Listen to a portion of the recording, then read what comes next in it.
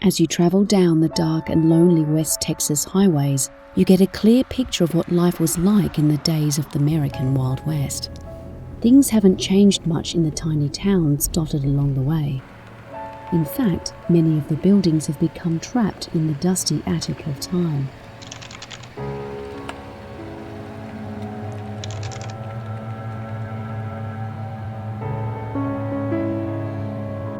It is within that dust that we can hear the echoes of the voices of the past. But what do they want us to gather from the shadows that they leave behind? Is it a cry for help?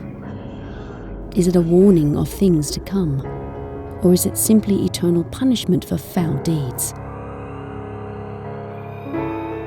There is an old hotel in the small town of Ballinger, Texas, that is experiencing a frightening grip from the spirits of the Old West that are drenched in its history. And so our story begins.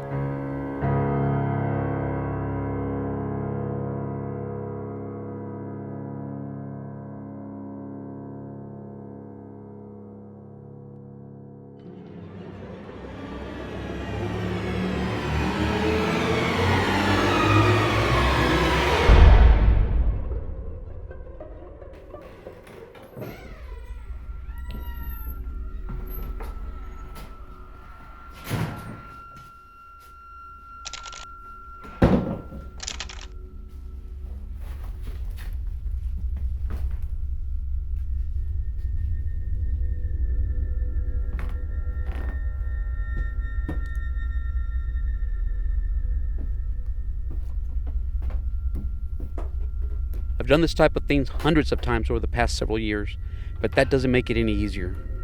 You can't let your mind get the best of you. You have to concentrate on the job at hand. Brad and Barry asked me to come up to Ballinger to scout this old hotel. This is something that we usually do when we kick off an investigation. The goal is to find something, anything, that could help us start a path for the entire investigation. It could be a picture on the wall. It could be a letter in the drawer. It could be some sort of paranormal activity that we can witness and hopefully document. So far, it's been pretty quiet, but I don't feel alone in here at all.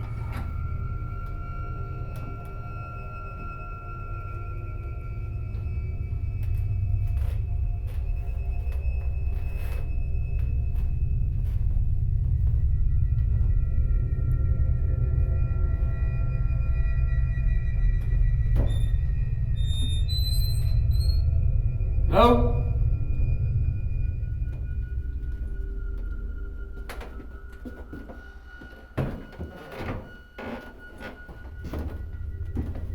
Anybody here?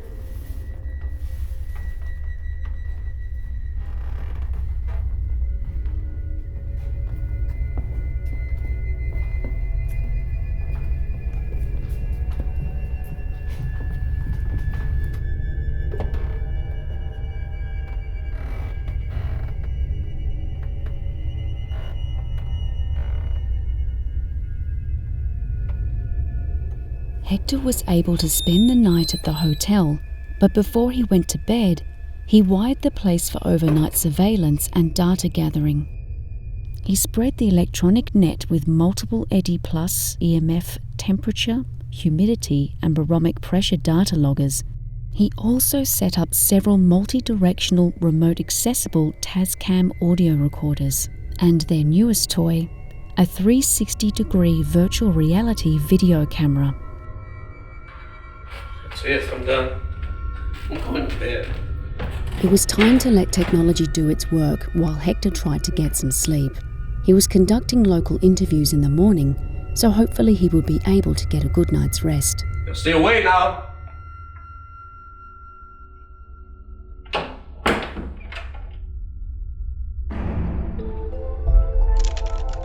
Early the next morning, Hector uploaded the data gathered from the night before to the Everyday Paranormal Lab. Investigator Jason Woden received the files and began the task of review and analysis. Although Hector reported a good night's rest, he appeared to not be alone. The audio captured a distinct sound. Jason verified through virtual reality that no one was in the building at that time. He called Brad and Barry to come to the lab as soon as possible. The sound was unbelievably clear. Heavy bootsteps walking in the hallway just outside Hector's room, and Hector was still in bed at the time.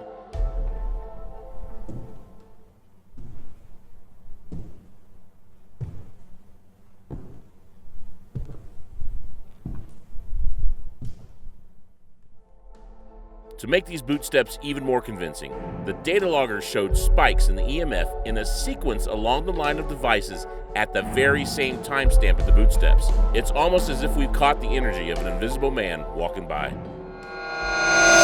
It's going to be interesting to find out what Hector comes across in his witness interviews today.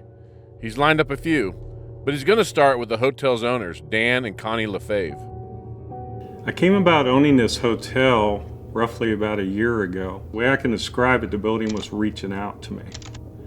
I couldn't figure out, I felt like I knew more about the building than I really knew at that point. And I just had this desire to find out more and to walk around the building. It's been a restaurant, it's been a hotel, it's been many other things before we can record them. A lot of people came through this place. Many people died here. Many people were taken out on stretchers over the time periods, and there were some also births here. Back in the 20s, there was a lot of prohibition going on in this part of Texas, also in the town of Ballinger. We feel that the hotel played a role. We've heard different various stories that liquor was run secretly through the hotel at that time. At times, I've seen various what we call shadow figures in the building. These figures range from being small to being large. The most prevalent figure that I've seen in the hotel seems to appear to be a tall man, possibly a cowboy. It looks like he has something on his head. His features are very, very dark whenever I see him. He also moves very, very fast. There's a sense of eeriness to him also. I don't necessarily know if he wants us here. I really don't know why he's here. We don't really know who he is, but we've been told possibly that this might be a spirit that goes by the name of Cowboy or Slim. Sometimes I feel like he's just watching us. Other times I feel possibly that he does not want to be disturbed. Sometimes I think he feels that this is his place and we may not be wanted. There's times where I'm downstairs, I hear footsteps walking down the hallway upstairs. There are times when I'm upstairs and I hear footsteps walking down the hallway downstairs. There's times where I hear loud noises that I'd be lying if I said I didn't jump. A friend of ours was staying here in the hotel up in the Oleander Suite, and she had heard something drop in the hallway, and when she had looked up to see what it was, she saw someone come into her room, almost a shadow figure, but the door was closed. And it recoiled because it saw her.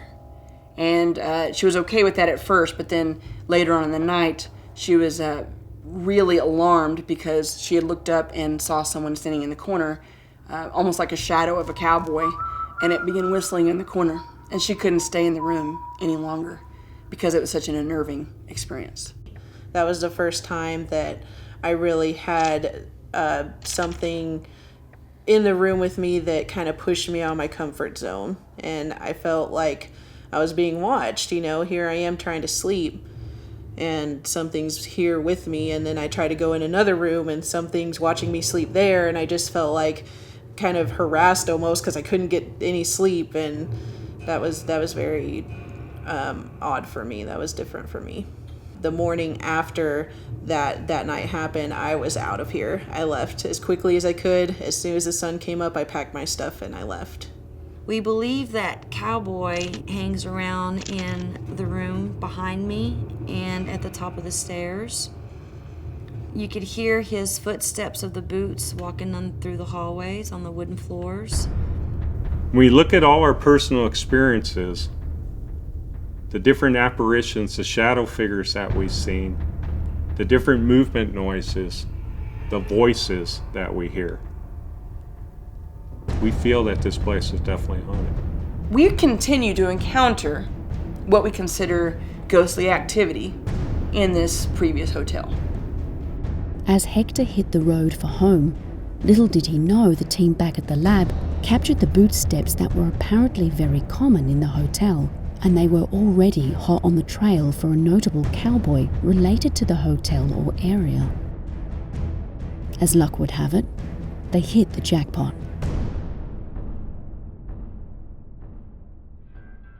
The year was 1871, and cattle was king in Texas. The rich cattle barons of the day earned their fortune one of two ways: old-fashioned hard work and honesty, or down the barrel of a gun. We found a Ballinger connection that deals with the latter. Emmanuel Clements was head of the ruthless Clements family and one of the most dangerous and wanted outlaws in Texas. He and his gang were known cattle rustlers, and he ran with a crowd of people such as the infamous outlaw John Wesley Hardin, who happened to be his cousin, son-in-law and hired hitman Killer Jim Miller, and at one time, Johnny Ringo of Tombstone fame. Around 1872, on a cattle drive from his ranch in Smiley, Texas to Kansas, Clements and his gang shot a couple of brothers on the same cattle drive over a business dispute. They continued on and eventually ended up in Hays City, Kansas. The new sheriff of Hays City was none other than Wild Bill Hickok himself, who promptly arrested Clements, but released him because he was a good friend of Hardin. Through the years, the Clements gang ran amok throughout Texas, and they ended up in jail many times, only to break out in dramatic fashion. Clements now was one of the most wanted men in Texas, but his ego wouldn't let him quit. In 1877, he actually ran for sheriff in the newly formed Runnels County, the county seat being Ballinger, Texas. It was a hotly contested election because of his criminal history, and he didn't win, but Clements and his gang hung out from time to time in Ballinger over the next several years. Clements rode into town one afternoon in 1887, and word got out to City Marshal Joe Townsend that he was at the Senate Saloon. Townsend immediately went there and shot Clements dead. A few days later, Townsend was ambushed with a shotgun blast as he was heading home one night. Although he didn't die, he lost an arm. The attacker was never caught. Now we got a dead Texas outlaw as a suspect for the cowboy they see and hear over at the hotel. Since Clements was visiting town at the time of his death, it's possible he could have been staying at the hotel. Time to call in a favor from another friend to go see if we can gather more info.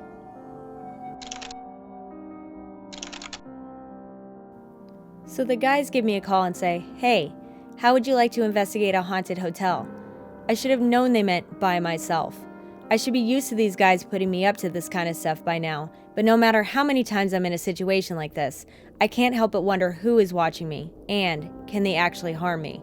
Of course, Brad and Barry didn't tell me a single story about this place, so I'm anxious to see what I find. I'm not gonna lie, I feel like someone or something is waiting for me.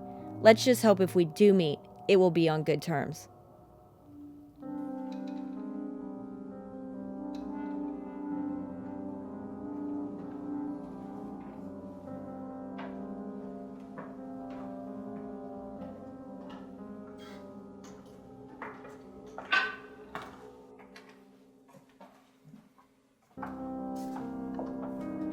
So I just got to Ballinger. I'm at the Olde Park Hotel, and I just spoke with Brad and Barry, and they said they should be here in a couple hours. So that leaves me to kind of wander around by myself for a while. We'll see how long I can last in here.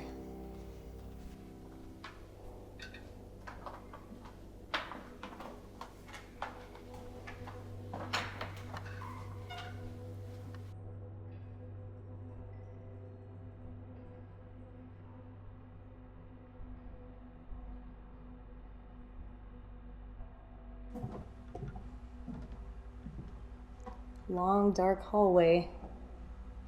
That always freaks me out.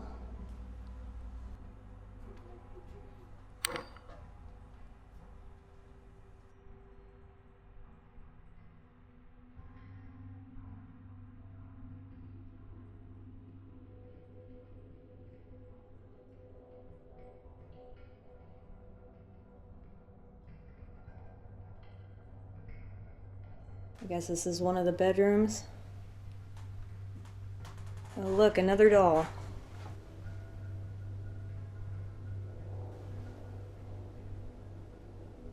What is with the creepy dolls?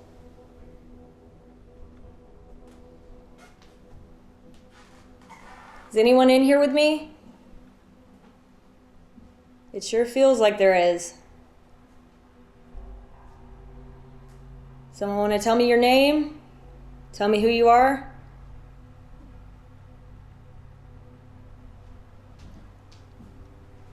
This is definitely a really creepy place to be by yourself in.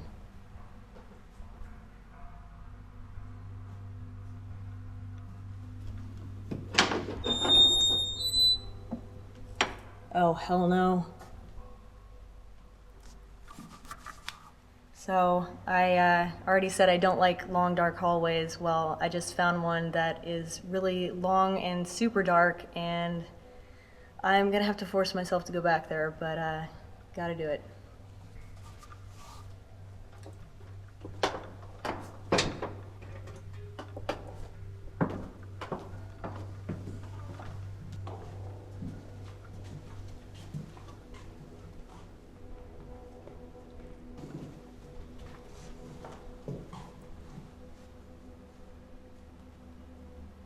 Ooh, I already don't like this room. It's a really heavy feeling in this room. Katie's intuition was right.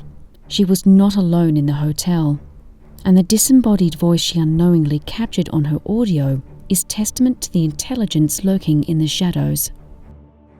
Katie was never alone. We had Hector monitoring her every move back at the lab. There were a couple of moments during her walkthrough that gave way to some interesting audio. The first was the sound of a keyed note from an old out-of-tune piano, although there was no piano in the building.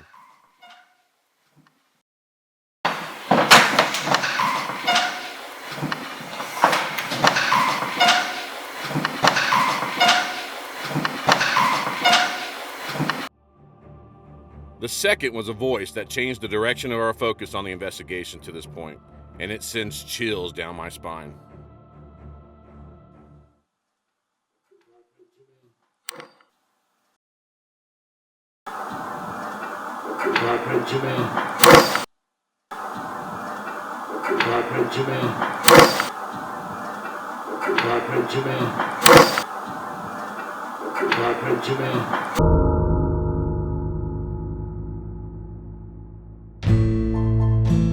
We were sure at first that we were after Emmanuel Clements. I mean, he's a cowboy. He was murdered nearby, and this hotel is probably where he was staying at the time. But now we have to shift to try to find a preacher man. So Jason, Hector, Chris, Barry, and I headed for Ballinger to conduct a daytime investigation. No one ever said ghosts only come out at night. And the shift in evidence calls for a shift in investigation style. We were not disappointed as we fell into some heavy action and more clues to help solve the mystery of this phantom cowboy. Anyone who might be lurking in these hallways, come out right now. We can capture you. We can tell your story. We can videotape or record your voice. Anything that you want to say, go for it right now. We are looking for an outlaw by the name of Emmanuel Clements. Texas outlaw, Emmanuel Clements.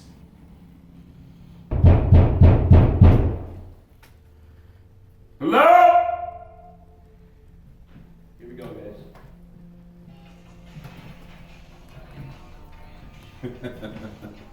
Rebecca passed there. Dusty.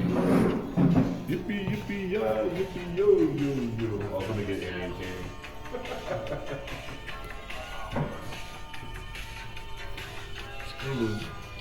Little chicken. Of course. Everybody now. I wanna be a cowboy. And you can be my cowgirl. I wanna be a cowboy. And Chris can be my cowgirl.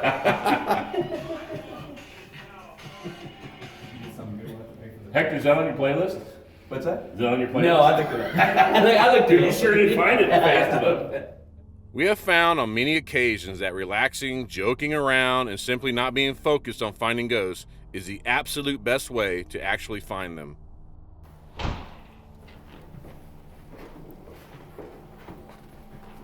What'd you hear?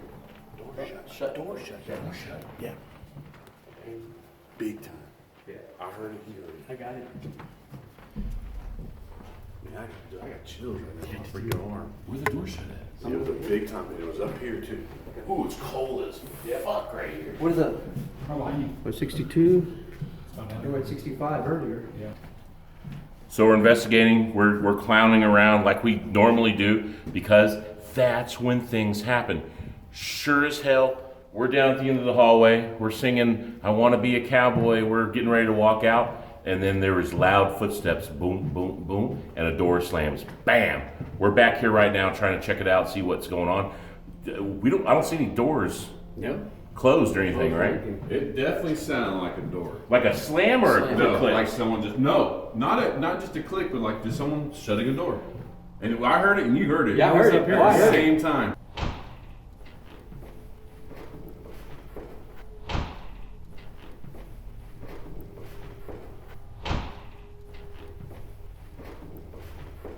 You know, this goes to show you this stuff happens in the daytime, and it happens when you least suspect it. So this follows along with everything that we've always done, which is sweet. So we're going to continue.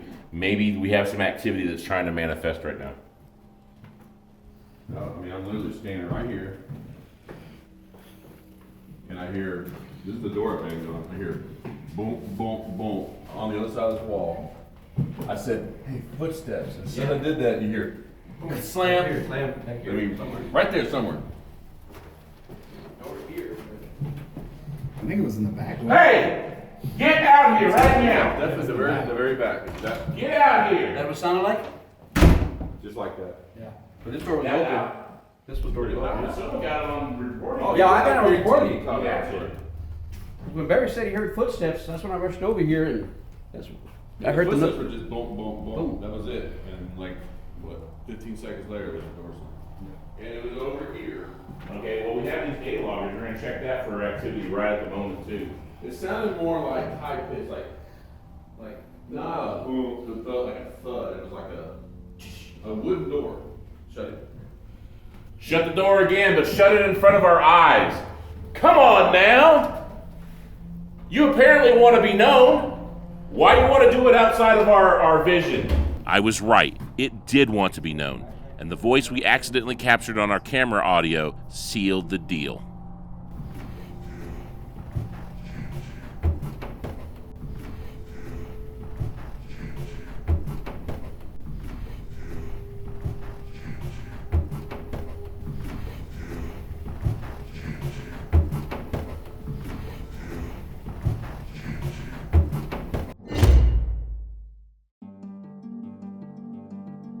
We know for sure now that we aren't dealing with Emmanuel Clements.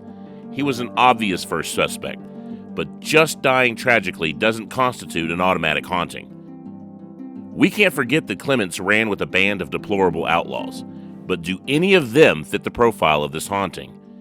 Based on new evidence, we feel that hitman Jim Miller is the Phantom Cowboy. This goes beyond the name Jim that we captured. Remember, Jim Miller was also a relative of Emmanuel Clements. It was his father-in-law. Marshal Joe Townsend, the man who murdered Clements, was ambushed on what we think was an act of revenge by Jim Miller. So we tracked down a local historian to see if we can tie any more of our evidence to Miller. Killin' Jim Miller almost always used a shotgun in his killings. He could be said to have used that as his signature. Miller was an obvious suspect, but they couldn't get enough evidence to convict him. Miller is known to have killed 12 people. He's believed to have killed 25 or more.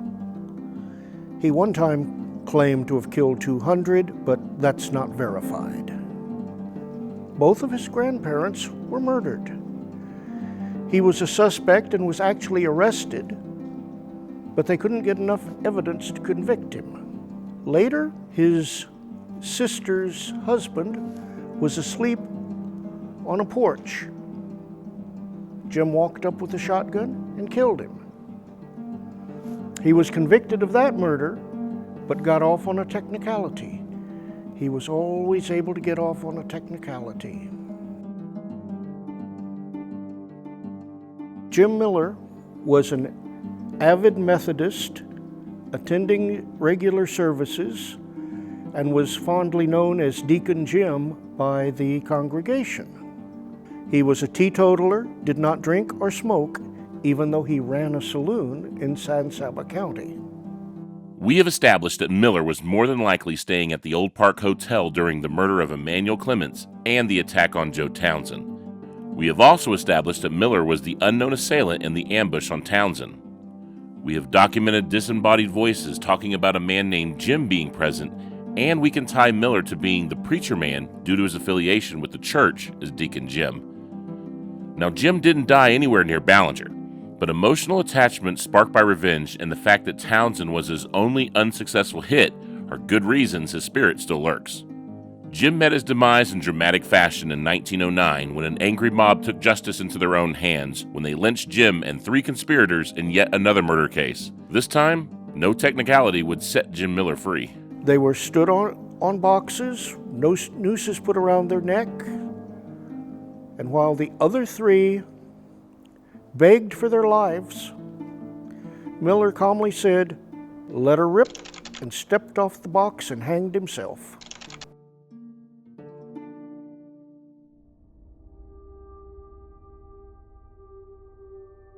The book on the Ballinger and the Olde Park Hotel is not closed.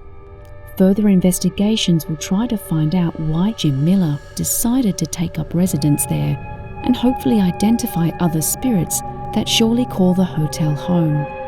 Or is this all speculation yielding far-fetched conclusions? You can book a room at the hotel and attempt to seek answers yourselves. But remember, a cold-blooded, murderous outlaw could be waiting to tuck you in at night.